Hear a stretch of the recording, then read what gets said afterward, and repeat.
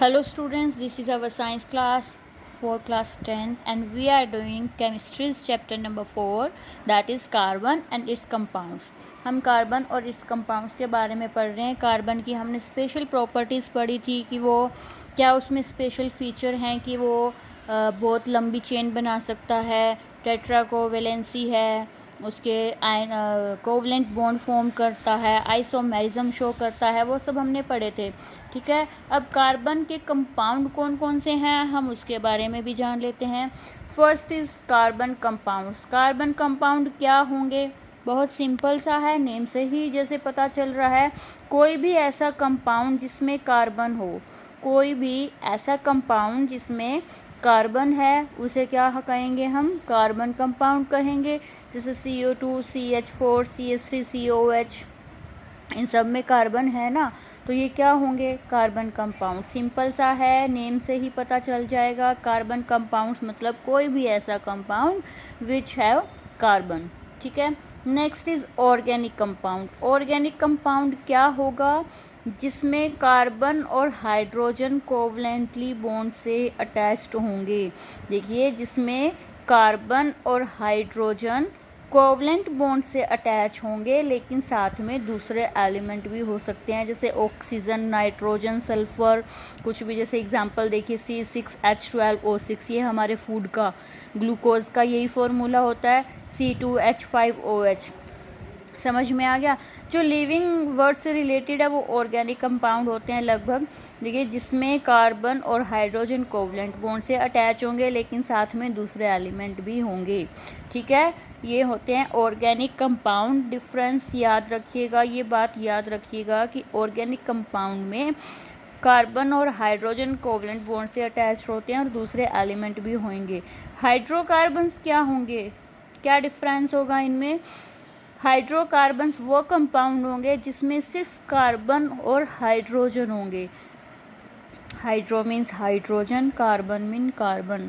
तो मतलब ऐसे कंपाउंड जिसमें सिर्फ कार्बन और हाइड्रोजन ओनली, इसीलिए लिखा है कि आपको ये समझ में, हाइड्रोकार्बन में सिर्फ कार्बन एंड हाइड्रोजन होते हैं। देखिए, ऑर्गेनिक कंपाउंड कौन से होते हैं? जिसमें कार्बन और हाइड्रोजन, साथ में दूसरे एलिमेंट भी हो सकते हैं।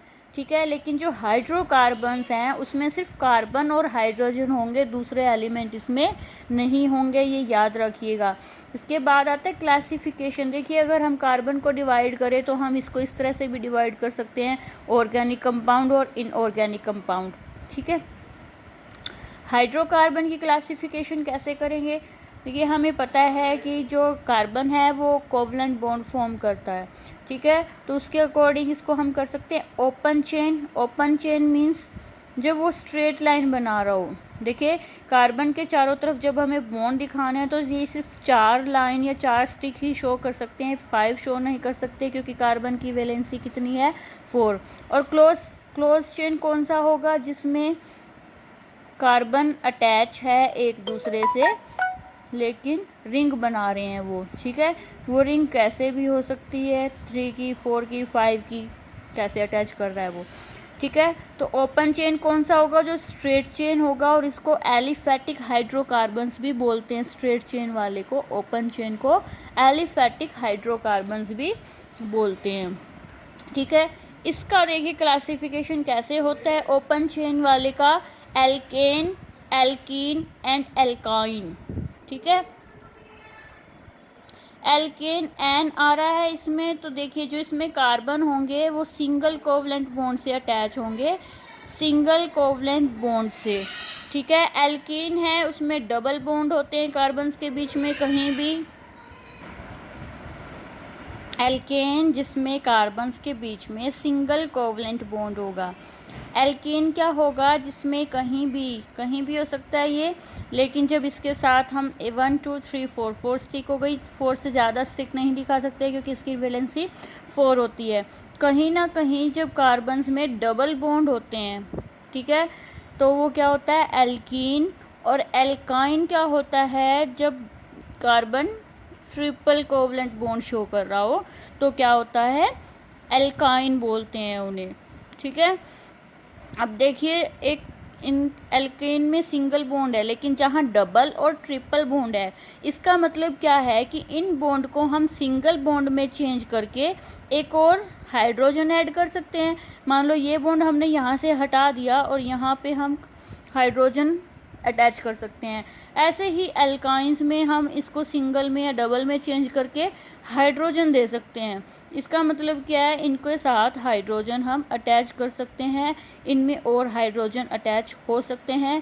तो इसका ये इसलिए इन दोनों कंपाउंड्स को क्या कहते हैं, अनसैचुरेटेड हाइड्रोकार्बन्स। क्या कहते हैं, अनसैचुरेटेड हाइड्रोकार्बन्स। आपने सैचुरेटेड सॉल्यूशन और अनसैचुरेटेड सॉल्यूशन पढ़ा होगा। मान लो मैं एक गिलास पानी है और उसमें नमक घोल रही हूँ, तो जब तक उसमें नमक घुल रहा है वो अनसैचुरेटेड है, मतलब उसमें हम और नमक डाल सकते हैं। और जब उसमें हम इतना नमक घोल दें कि जो वाटर के बीच में स्पेस था, लिक्विड में आपको पता है लिक्विड के मॉलिक्यूल्स के बीच में स्पेस होता है, जब वो सारा स्पेस नमक से भर जाएगा तो उसमें और नमक ऐड हम नहीं कर पाएंगे, तो वो क्या हो जाता है, सैचुरेटेड सॉल्यूशन होता है। चाहे वो आप नमक का बना रहे हो, चीनी का बना रहे हो, मतलब जब उसमें नमक या चीनी और घुलना बंद हो जाए पानी में, तब हम कहते हैं कि वो सैचुरेटेड सॉल्यूशन है, और उससे पहले अनसैचुरेटेड सॉल्यूशन। तो ऐसे ही हम इसमें हाइड्रोजन को अटैच कर सकते हैं, इसलिए ये दोनों क्या है, अनसैचुरेटेड का कंपाउंड्स है। और एल्केन जिनकी वैलेंसी पहले ही कंप्लीट है, पहले ही सिंगल बॉन्ड है, उसे हम और हाइड्रोजन उससे अटैच नहीं कर सकते, तो ये क्या है, सैचुरेटेड। तो एल्केन है वो क्या है, सैचुरेटेड कंपाउंड ऑफ हाइड्रोकार्बन्स, और ये दोनों क्या है, अनसैचुरेटेड हाइड्रोकार्बन्स है। ठीक है, नेक्स्ट वीडियो में हम क्लोज चेन के बारे में पढ़ेंगे।